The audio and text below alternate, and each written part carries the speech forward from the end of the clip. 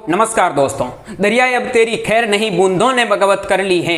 दरियाए अब तेरी खैर नहीं बूंदों ने बगावत कर ली है। नादान समझ बुझा दिल लहरों से बगावत कर ली है। नादान समझ बुझा दिल लहरों से बगावत कर ली है। पसवाना है मौत समा मरने को किसका खौफ यहाँ। पसवाना है मौत समा मरने को किसका खौफ यहाँ। रे तलवार तुझे झुकना पड़ेगा गर्दन ने बगावत कर ली है। रे तलवार तुझे झुकना पड़ेगा गर्दन ने बगावत कर ली है। तो चलिए साथियों, आज का वीडियो शुरू करते हैं। आज का जो हमारा वीडियो रहने वाला है वो है कि एग्रीकल्चर जो जेईटी 2022 का एग्जाम हुआ है, वो एग्जाम जो स्टूडेंट जिन्हें दिया है, कौन कौन से कोर्स में कौन कौन से स्टूडेंट पार्टिसिपेट हो सकते हैं। ठीक है, तो कहा ना दरिया अब तेरी खैर नहीं बूंदों, उसी प्रकार अब जेट तेरी खैर नहीं है। एग्रीकल्चर के विद्यार्थियों ने जो अब तलवार कस ली है, ठीक है, और कृषि के मैदान में उतरना है। तो वीडियो स्टार्ट होने से पहले आपसे रिक्वेस्ट है कि चैनल को अभी तक आपने सब्सक्राइब नहीं किया है तो science career line YouTube channel को सब्सक्राइब कर ले, क्योंकि एग्रीकल्चर से रिलेटेड या साइंस से रिलेटेड जितनी भी जुड़ी अपडेट है वो साइंस करियर लाइन आपको एकदम समय समय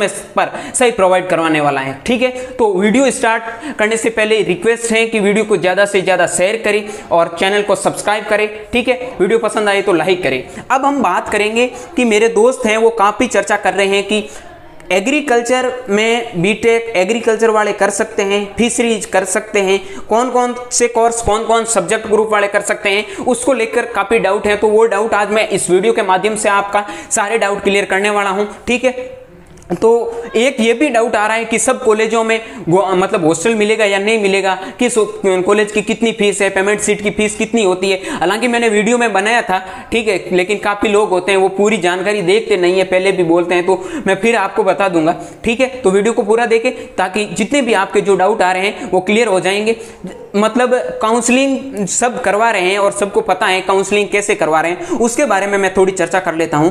काउंसलिंग में कुछ नहीं करना आपको, सबसे जितने भी जो मेरे को जितने भी मैसेज किए थे स्टूडेंट ने, उन मैंने सबकी हेल्प की है, सबको पीडीएफ भेज दी है कि भाई इस प्रकार से आप कॉलेज फिल करें, आपको आराम से अच्छी मतलब 200 के समथिंग रैंक होने पर अच्छा कॉलेज मिल जाएगा। ठीक है, और अगर आपने अभी तक काउंसलिंग नहीं की है, अगर आपको हेल्प चाहिए तो मेरे को मैसेज कर देना, मैं आपको फ्री में अवेलेबल करवा दूंगा पीडीएफ। ठीक है, कोई चार्ज नहीं है। काफी यूट्यूबर होते हैं वो बोलते हैं हमें इतना चार्ज चाहिए, इतना, हमें कुछ नहीं चाहिए, बस कृषि योद्धाओं के लिए हम जी रहे हैं और कृषि योद्धाओं के लिए ही जिएंगे। ठीक है, साइंस करियर लाइन इतना ही नहीं, आगे आपके लिए बहुत कुछ करने वाला है, इसलिए आपसे रिक्वेस्ट है कि जितनी हो सके उतनी हेल्प करें। ठीक है, तो क्या करना है आपको, सबसे पहले जो पे होता है वो पेमेंट कर देना है। उसके बाद में जो डॉक्यूमेंट अपलोड करके आप अपने हिसाब से चॉइस फिल कर देना। चॉइस कैसे फिल करना, कौन सी चॉइस फिल करना है, और मैथमेटिक्स वालों को कैसे चॉइस फिल करना है, ठीक है, बायोलॉजी वालों को कौन कौन सी चॉइस फिल करना है, एग्रीकल्चर वालों को क्या क्या फिल करना है, सारी की सारी जितने भी आपके डाउट हैं वो इस वीडियो में हम 15 मिनट के अंदर पूरे के पूरे डाउट क्लियर कर लेंगे।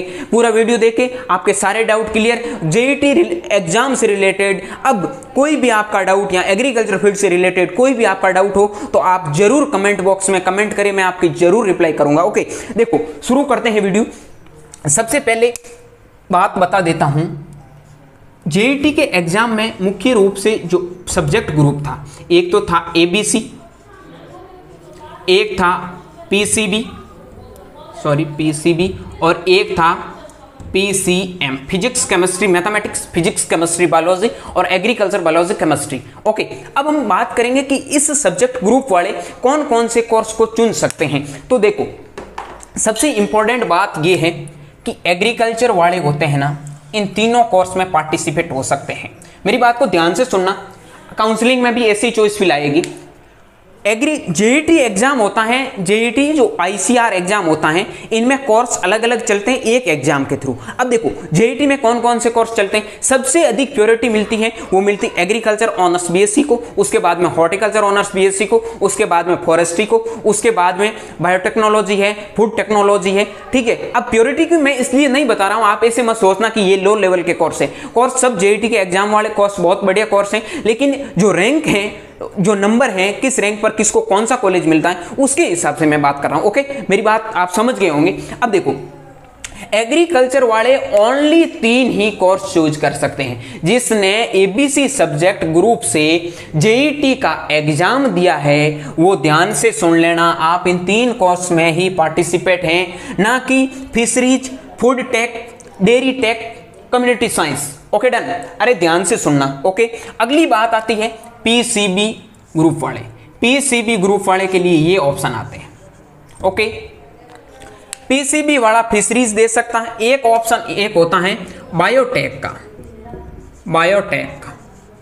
बायोटेक कहते हैं जिस बायोटेक्नोलॉजी जैव प्रौद्योगिकी होती है, उसमें जो लिस्ट दे रखी है एमपीयूटी यूनिवर्सिटी की पेमेंट सीट में बायोटेक्नोलॉजी को इंक्लूड किया गया और उसमें भी सीटें हैं वो 0 दे रखी हैं। हालांकि मैं अगर कोई बायोटेक करना चाहता है, किसी को बायोटेक से रिलेटेड कोई प्रॉब्लम हो तो मुझे व्हाट्सएप मैसेज कर देना, जिसको हम अलग से मैटर सॉल्व कर लेंगे। ओके, अब देखो, अब बात करता हूँ डेयरी टेक्नोलॉजी, फूड टेक्नोलॉजी, ठीक है, और एग्रीकल्चर इंजीनियरिंग होती है, वो पार्टिसिपेट है या नहीं। उसके देखो मैथ जिसके पीसीएम हैं वो इन सब ग्रुप में पार्टिसिपेट है।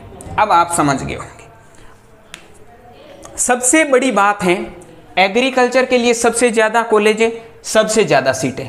हॉर्टिकल्चर के लिए और फॉरेस्ट्री के लिए ओनली 58 सीटें, मतलब 29 सीटें पेमेंट, 29 सीटें ही नॉर्मल।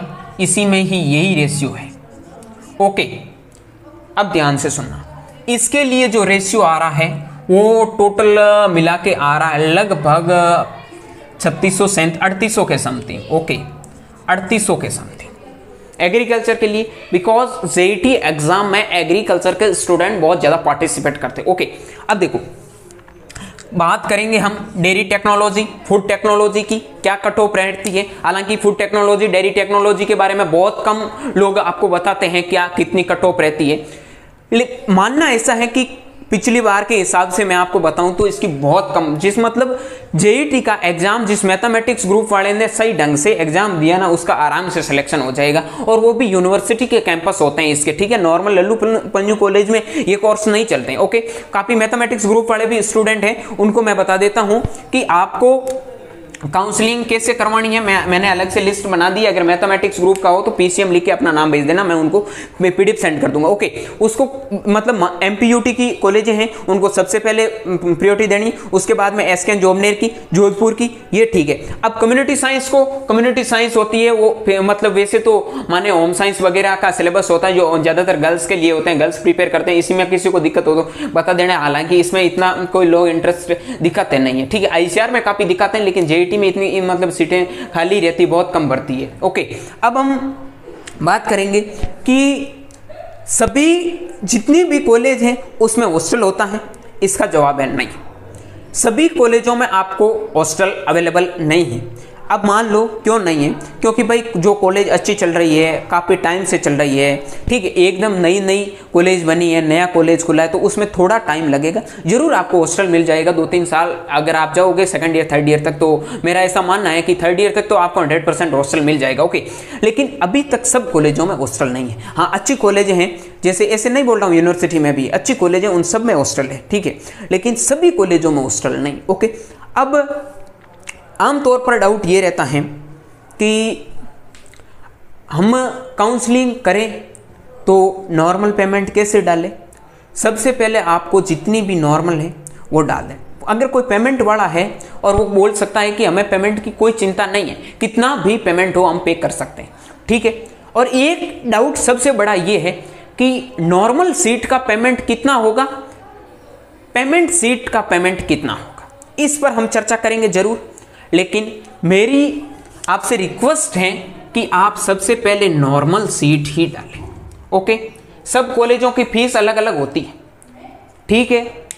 अब हम बात कर लेते हैं थोड़ी फीस के बारे में, और इसकी भी फीस थोड़ा मतलब ज़्यादा फर्क नहीं रहता है, ठीक है, लेकिन बीटेक वगैरह डेयरी टेक्नोलॉजी का कोर्स होता है उसमें थोड़ा फीस का इश्यू रहता है। कितनी फीस है वो सब मैं पीडीएफ में आपको भेज दूंगा। यहाँ वीडियो बहुत लंबा बन जाएगा। काफ़ी दोस्त थे बोल रहे हैं कि अलग से वीडियो बनाकर हमें समझाओ कि कौन कौन से कोर्स में हम जा सकते हैं। तो एग्रीकल्चर वाले स्टूडेंट ओनली इन 3 कोर्स में ही पार्टिसिपेट हो सकते हैं। एग्रीकल्चर वाले ऐसे तो सब में होंगे तो सीटें खाली नहीं रहेगी ना। मैथमेटिक्स वालों का बेचारों का नंबर भी नहीं आएगा, ठीक है, क्योंकि उनकी कट ऑफ, अब मानो मैथमेटिक्स में जिस बंदे के 100 नंबर भी है ना, वो बहुत अच्छी कॉलेज मिल जाएगी। जिसको 70 80 60 70 नंबर है ना, वो भी काउंसलिंग करवा लेना, कोई दिक्कत नहीं है। और जिसके 150 तक है वो बहुत अच्छी कॉलेज में चला जाएगा। ओके, अब बात करता हूं मैं फीस रेशियो के बारे में, सबसे इंपॉर्टेंट, ठीक है। और ज्यादातर जो किसान परिवार से जो बिलोंग करते हैं उसके लिए फीस बहुत डिफरेंट रहती है। अब देखो, सबसे पहले एक बात करता हूं मैं, कौन सी यूनिवर्सिटी है। अब एक बात समझ लेना आपको भाई, ये तो पहले देखना होगा, मैंने लिस्ट में भी बता दिया कि जैसे भाई मान लो कि अलवर में कोई कॉलेज है, वो एसके जोबनेर से रिलेटेड है, तो उसकी फीस जो एसके जोबनेर यूनिवर्सिटी की नॉर्मल सीट पे होती वो इतनी नॉर्मल की होगी, उतनी ही पेमेंट की होगी। लेकिन 2-3 कॉलेज, एक मैं आपको बताता हूँ उनियारा टोंक की, एक जयपुर में कॉलेज है, मेरे को नाम याद नहीं आ रहा है यार उसकी, और एक सवाई माधोपुर में। ये जो कॉलेज हैं इनकी फीस है वो मतलब वो अलग से, कुछ गवर्नमेंट कोटा अलग से चलता है, ठीक है ना, उनकी फीस है वो बहुत कम रहती है, ठीक है, उनकी फीस लगभग 2-3 हज़ार रुपये है। अब देखो MPUT यूनिवर्सिटी की नॉर्मल सीट पर फीस कितनी है और पेमेंट सीट पर फीस कितनी। ओके, अब देखना MPUAT, ओके, उसके बाद में SKN जोबनेर। अब कौन सी यूनिवर्सिटी, अब आप पूछोगे भाई MPUT से हमने ये यूनिवर्सिटी भरी, अब आपको जब कॉलेज मिलेगा उस टाइम मैं बता दूंगा। अब देखना, अगर आपने MPUT यूनिवर्सिटी भरी तो जैसे भीलवाड़ा उसके अंडर में भी आता है, डूंगरपुर है तो इसके अंडर में भी आएगा, वही फीस MPUT यूनिवर्सिटी वाला वो फॉलो करेगा। ओके, अब देखो SKN के बाद में SKRAU Jodhpur, Jodhpur AU Kota. Okay, अब इसकी जो नॉर्मल सीट की फीस है वो शायद मेरे ख्याल से 13,000 के समथिंग है, मतलब थोड़ी बहुत ऊपर नीचे हो सकती, 700-800 रुपये, वो कंफर्म मैंने लिस्ट में लिख दी है। ओके, अब SKN की जो फीस है वो है 11,000, SKRU की फीस है वो है 15,000, AU जोधपुर की जो फीस है वो फीस है 14,000, 13,990 के समथिंग है। कोटा की जो फीस है वो आपकी है 10,000 के समथिंग, इस फॉरेस्ट्री वगैरह की, ठीक है। अब देखो इसकी पेमेंट फीस होगी 88,000, मैं पर सेमेस्टर की फीस बता रहा हूँ, ध्यान से सुन लेना, 88,000 पर सेमेस्टर, यानी कि 1 लाख कितने होते हैं, 9 मतलब 1,80,000 के समथिंग, 1,75,000 में आपको फीस पे करनी पड़ेगी। तो सोच लो, मेरी बात को ध्यान से सुनना, जो नॉर्मल परिवार से बिलोंग करता है वो MPUT यूनिवर्सिटी की पेमेंट सीट कत्थे ही मत डाले, बहुत भारी पड़ जाएगा, बहुत भारी फीस पे करनी पड़ेगी आपको यूनिवर्सिटी की, बाद में जाने के बाद में कुछ नहीं होने वाला, 4 साल तक करनी पड़ेगी, ठीक है। अब देखो फर्क कुछ नहीं होता, डिग्री सेम मिलती है, सबको एकदम समान व्यवहार करते हैं, सबको समान क्लास में पढ़ाते हैं, लेकिन फीस आपको ज्यादा करनी पड़ेगी, बस ये इतना ही मैटर है। ओके, इसकी फीस मैं बताऊं तो 37K के समथिंग है, इसके अंडर में जितनी भी जो यूनिवर्सिटीज आती हैं उसकी यही फीस होती है। SKRU की जो फीस है वो आपकी होती है मेरे ख्याल में 39,000 के समथिंग, जोधपुर की है 37 और कोटा की है वो है 35, ये फीस रहती है। अब पर सेमेस्टर मल्टीप्लाई कर लो डबल से, 70,000 पर ईयर, 4 साल के गिन लो, 2,80,000, इसके 4 साल के काउंट कर लो तो कितने होंगे, मतलब 1,80,000 पर साल के, अब सोचो कितने पैसे बनेंगे। अरे भाई कम से कम 7 लाख में आप एग्रीकल्चर की BSc करोगे तो आप अपने हिसाब से, और पैसे वाले हैं उनको कोई दिक्कत नहीं है, कैसे भी करें, ठीक है। और एक आमतौर पर डाउट आता है कि हम 1-2 कॉलेज डालें, कितनी कॉलेज डालें, इसमें लिखा है, मैंने पहले भी बता दिया, जितना हो सके उतनी आप चॉइस फिल भरो। यहाँ पर नहीं लिखा है कि चॉइस फिल आपको हिसाब से ही भरनी। एक बात और बता देता हूँ, आज मेरे पास एक स्टूडेंट का मैसेज आया था, उसने बोला कि मेरा पेमेंट मतलब हो गया मेरे खाते से, लेकिन पेमेंट मतलब वो फॉर्म का ऑप्शन नहीं आ रहा। तो ऐसे स्टूडेंट ये इस बात का ध्यान रखें, अगर आपने एक बार पेमेंट कर दिया है तो सब्र करें, थोड़े टाइम बाद ऑप्शन फॉर्म खुल जाएगा। अगर नहीं खुले तो आप यूनिवर्सिटी को मेल कर सकते हैं या आपका पेमेंट दोबारा पेमेंट कर दो, जिसमें आपको 26 तारीख तक वो 5,000 रुपये वापस रिफंड हो जाएंगे। अगर यूनिवर्सिटी के खाते में गए तो, नहीं गए तो वो तुरंत जिस खाते से कटे थोड़े टाइम बाद वापस उसी खाते में आ जाएंगे। ओके, इसमें आपको कोई डाउट नहीं होना चाहिए। अब काउंसलिंग से रिलेटेड 1% किसी को कुछ भी डाउट हो तो आप हमसे व्हाट्सएप मैसेज करके पर्सनल पूछ सकते हैं। प्लीज़ आपसे हाथ जोड़ के रिक्वेस्ट है कि किसान परिवार से, और मैं किसानों के लिए और किसान योद्धाओं के लिए हमेशा तैयार हूं, आज भी तैयार हूं, आगे भी तैयार हूं और आगे भी रहूंगा। ठीक है, आपसे रिक्वेस्ट है कि काउंसलिंग को सही ढंग से करें। कोई भी दिक्कत हो, मैं इसलिए काउंसलिंग वालों का एक एक चीज़ का डाउट क्लियर कर रहा हूं क्योंकि हर घर की सिचुएशंस अलग होती है। मैं खुद जानता हूं कि किसान, हम भी एक किसान परिवार से बिलोंग करते हैं, कि किसान कैसे अनाज को बोता है, किस प्रकार उसकी निगरानी करता है, फिर हमें पढ़ाते हैं और ये हम गलतियां कर देते हैं, तो ये बहुत बड़ी गलतियां होती है। ऐसी मिस्टेक बिल्कुल ना करें। कोई भी डाउट, छोटा भी डाउट हो तो काउंसलिंग से रिलेटेड आप पूछ सकते हैं, फालतू मैसेज बिल्कुल ना करें। ठीक है, हो सकता है कोई डाउट हो तो आप कॉल भी कर सकते हैं, लेकिन इतने मैं कॉल रिसीव भी नहीं कर सकता, आप बुरा ना माने, क्योंकि बहुत सारे कॉल, बहुत सारे मैसेज आता है तो रिप्लाई देने में भी टाइम लगता है। तो हम भी इतने फ्री नहीं है रिप्लाई कर सकते हैं, लेकिन मैं ज़रूर आपकी, मान लेना कि 24 घंटे में आपकी ज़रूर हेल्प कर दूंगा। काउंसलिंग सही ढंग से करना, और जिसको कोई प्रॉब्लम हो तो वो काउंसलिंग मत करे, 25 तारीख तक आराम से वेट करें। मैं उनका जरूर 25 तारीख तक सबके डाउट क्लियर कर दूंगा। आपसे रिक्वेस्ट है कि वीडियो को ज़्यादा से ज़्यादा शेयर करें। अभी तक आपने चैनल को सब्सक्राइब नहीं किया है तो science career line YouTube channel को सब्सक्राइब कर ले, ताकि हम आपके लिए एक एक चीज़ को, एक एक डाटा को इंक्लूड करके आपके सामने ला रहे हैं। हम भी आपके लिए मेहनत कर रहे हैं, इतना कुछ नहीं है, और आगे भी बहुत कुछ करेगा साइंस करियर लाइन आपके लिए। तो वीडियो को लाइक करें, चैनल को सब्सक्राइब करें। मिलते हैं किसी नई वीडियो के साथ में। आपके कोई डाउट हो तो बता देना। तब तक के लिए स्वस्थ रहे, मस्त रहे, अच्छे से काउंसलिंग करें। Thank you very much.